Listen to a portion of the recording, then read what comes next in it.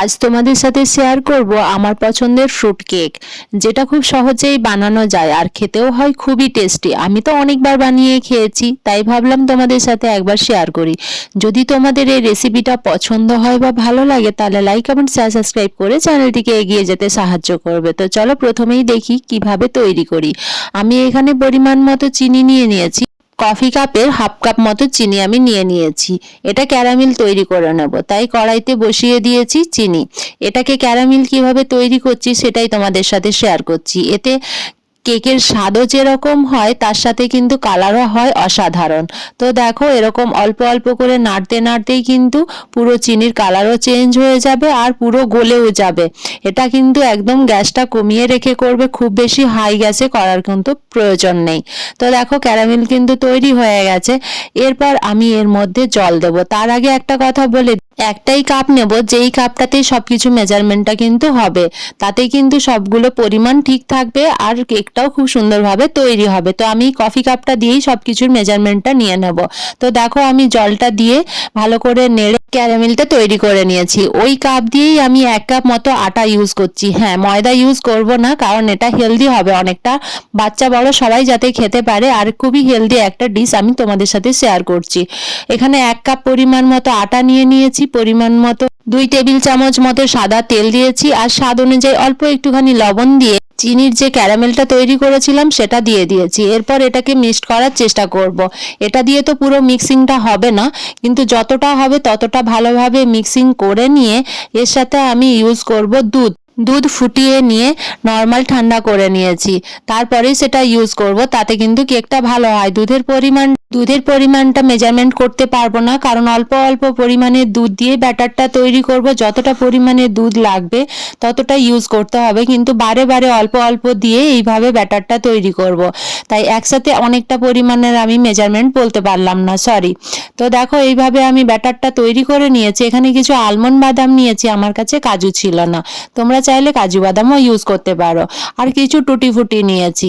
এগুলোকে আমি এই সামান্য একটুখানি আটা দিয়ে খুব ভালোভাবে মিক্সড করে নেব। তাতে করে কেকের তলাতে চলে যাবে না, কেকের মাঝখানগুলোতে খুব ভালোভাবে সেটিং হবে। যেরকম ফ্রুট কেক আমরা বাজার থেকে কিনে খাই, ঠিক সেই রকমই কিন্তু হয়ে যায়। আর নিয়েছি মোরব্বা।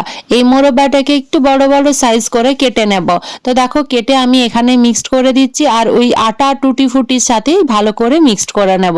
তাতে করে কেকের তলাতে চলে যাবে না। তো দেখো, মিক্সিংটাও আমার হয়ে গেছে, আর এদিকে কিন্তু ব্যাটারটাও তৈরি হয়ে গেছে। এর মধ্যে আমি মিশিয়ে দিয়ে ব্যাটারের মধ্যে এই টুটি ফুটি গুলো মিশিয়ে দিয়ে খুব ভালোভাবে মিক্সড করে দেব। এগুলো আটার মধ্যে মাখিয়ে রাখলে খুব ভালোভাবে মিক্সিংটা হয়।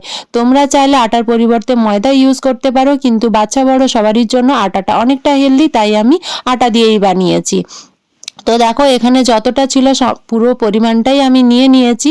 নিয়ে এবারে এরকম করে খুব ভালো করে মিক্সড করে দেব। এরপর কেকটা সাজানোর ব্যাপার। তো দেখো, মিক্সিংটা পুরো হয়ে গেছে। চলো এবারে কেকটা যে বাটিতে করব সেটাতে তেল মাখিয়ে নিই। তোমরা চাইলে বাটার বা ঘি ইউজ করতে পারো। আমি সাদা তেল দিয়ে বাটিটাতে মেখে নিয়ে আটা দিয়ে ভালোভাবে এইভাবে স্প্রেড করে দিয়েছি। তাতে করে কেক কখনোই বাসনের মধ্যে লেগে যাবে না, মানে যে বাটিতে কেক বসাবে সেটাতে কিন্তু লাগবে না। তো দেখো, আমি বাটির মধ্যে খুব ভালোভাবে আটা মাখিয়ে নিলাম। এইভাবেই তৈরি করে নিতে হয় কেক, যে বাটিতে বসানো হয় সেটা। তো বাটি তো আমি তৈরি করে নিয়েছি। এরপর চলো, আমি কেকটা আর একটুখানি রেডি করতে বাকি আছে। মানে তোমরা তো দেখলে আমি বেকিং সোডা টোডা কিছুই দিলাম না, জাস্ট একটা ইনো ইউজ করছি। তো ইনোটা আমি এর মধ্যে দিয়ে খুব ভালোভাবে মিক্স করে নেব।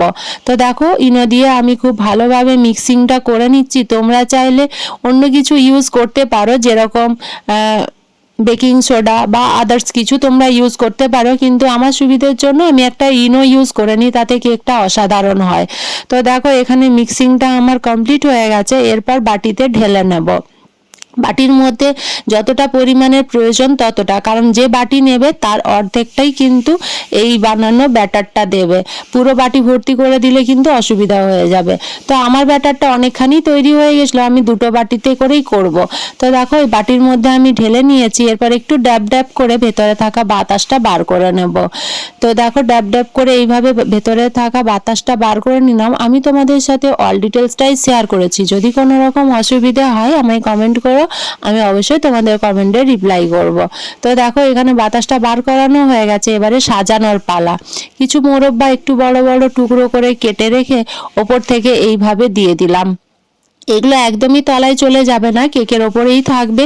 দেখতেও যতটা সুন্দর হবে, খেতেও ততটা টেস্টি হবে। আর ফ্রুট কেক মানে যতটা পারবে ড্রাই ফ্রুটস ইউজ করবে, তাতে অনেকটা ভালো হয় খেতে। তো দেখো আমি এখানে গোটা গোটা আলমন্ড বাদামগুলোও দিয়ে দিয়েছি, তো দেখতে অনেকটা সুন্দর হচ্ছে। সাথে আমি আরও কিছু ফ্রুটস ইউজ করেছি, ড্রাই ফ্রুটস, যেমন ব্ল্যাকবেরি, তারপরে কিশমিশ, এই রকম করে আমি কিন্তু অনেকটা ইউজ করেছি। কেকটা দেখতেও যতটা সুন্দর হয়েছে আর খেতেও হয়েছে কিন্তু অসাধারণ। তো পেস্তা, এইভাবে কিন্তু আমি ড্রাই ফ্রুটগুলো ইউজ করেছি। তো দেখো আমার সাজানো কমপ্লিট হয়ে গেছে, এরপর চলো যাই বসিয়ে দিই। আর কতটা সুন্দর লাগছে চলো সেটা তোমাদের সামনে থেকেই দেখিয়ে দিই কতটা সুন্দর হয়েছে বানানো। অসাধারণ একটা কিন্তু দেখতেও হয়েছে আর খেতেও কিন্তু খুবই টেস্টি হয়েছে। আমি কিন্তু এটা গ্যাসে তৈরি করব, তোমরা চাইলে ওভেনেও দিয়ে দিতে পারো। তো দেখো গ্যাসে কিভাবে তৈরি করবে, আমি প্রথমেই গ্যাসটা জ্বালিয়ে দিয়ে একটা কড়াই বসিয়ে দিয়েছি।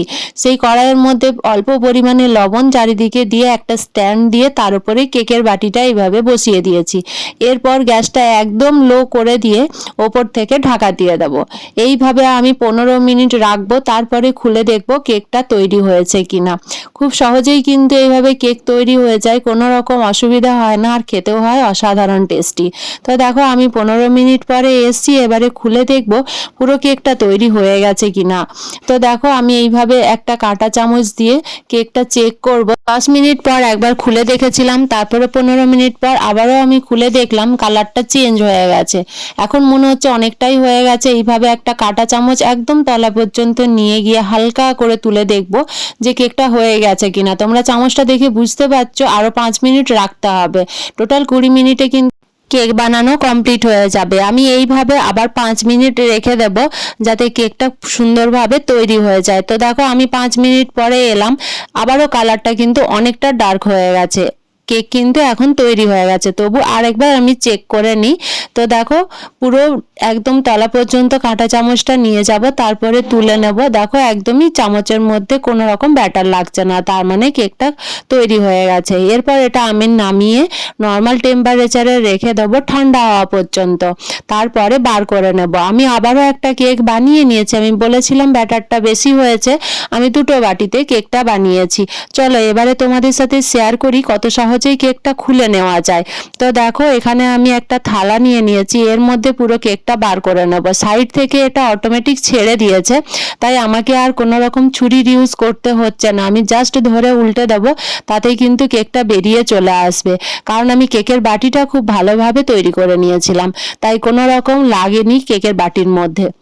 খুব সহজেই বেরিয়ে এসছে, খুব স্পঞ্জি আর টেস্টি একটা কেক কিন্তু তৈরি হয়ে গেছে। আরও একটা কেক যেটা বানিয়েছি সেটাও আমি বার করে নিই। চলো দেখো এটা কত তাড়াতাড়ি বেরিয়ে চলে আসবে। খুব সুন্দর হয়েছে কেকগুলো দেখতে, আর তার সাথে সাথে কিন্তু খুব সহজেই বেরিয়ে এসে কোনো রকম প্রবলেম হয়নি। তোমরা কিন্তু এইভাবে একবার ট্রাই করে দেখতে পারো। খুবই টেস্টি আর হেলদি একটা কেক বাড়িতে নিজেরাই বানিয়ে ফেলতে পারবে। যদি মনে হয় যে বার্থডে স্পেশাল বানাবো, সেটাও বানিয়ে নিতে পারবে।